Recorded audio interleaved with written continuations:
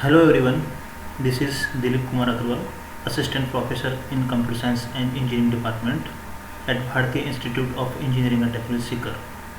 Today we will cover another algorithm, that is token bucket algorithm, in subject data communication and computer networks.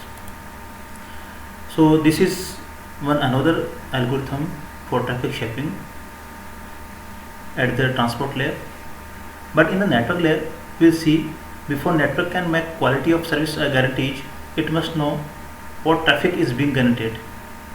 One of the main causes of congestion is that traffic is often bursty.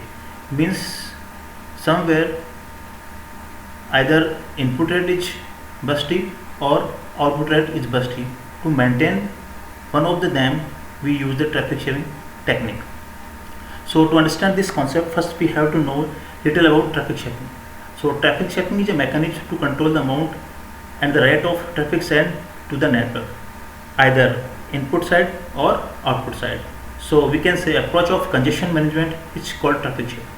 Traffic shaping helps to regulate rate of data transmission and reduce the congestion. So basically there are two types of algorithms. One algorithm we have already discussed, that was leaky bucket, and today we will discuss the next algorithm, that is token bucket. So there is small difference between them algorithms. Token bucket algorithm is one of the most commonly used algorithm in traffic shaping and rate linearity. Means typically token bucket algorithm are used to control the number of data sent to the network and allow burst data to bucket. There was no any allowance of input rate of the data. So in leaky bucket, when we transfer data in the network, in order to prevent network congestion, it is necessary to limit the flow out of the network so that the flow can be sent out at a relatively uniform speed. It means the token bucket algorithm achieves this function by controlling the number of data sent to the network and allowing burst data rate to be sent. So how we can understand this algorithm?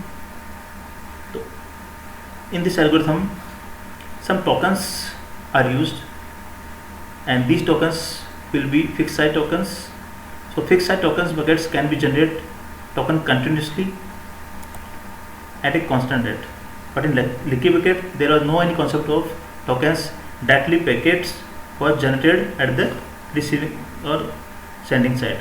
So in token bucket, if the token is not consumed or consumed at the rate less than the generated speed, the token will continue to grow until the bucket is filled.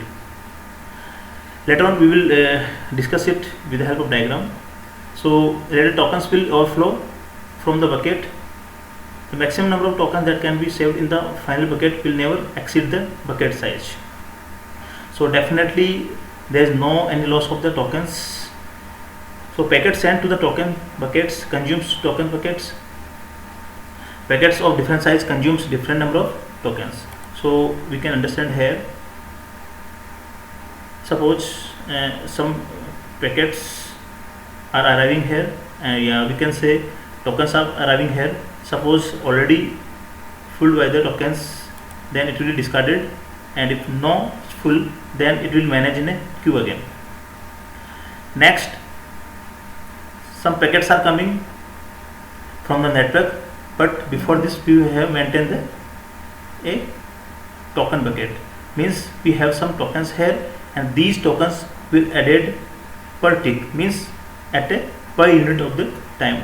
After that, according to number of the tokens, we will toss up token, and some packets are. So we have seen here one token removed and discard per cell transmitted.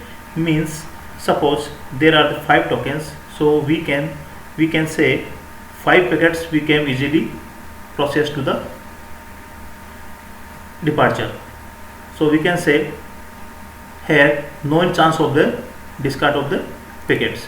So ultimately we can say here again, suppose this is the host computer and some packets coming from the host computer, and suppose we have right now 3 tokens only and in the bucket. So at the time we can send 3 packets in the token bucket. it can manage 3 packets easily, because of right now we have only 3 tokens. So there may be any speed. After maintaining 3 packets, next token will be continue here and attach in bucket continuously.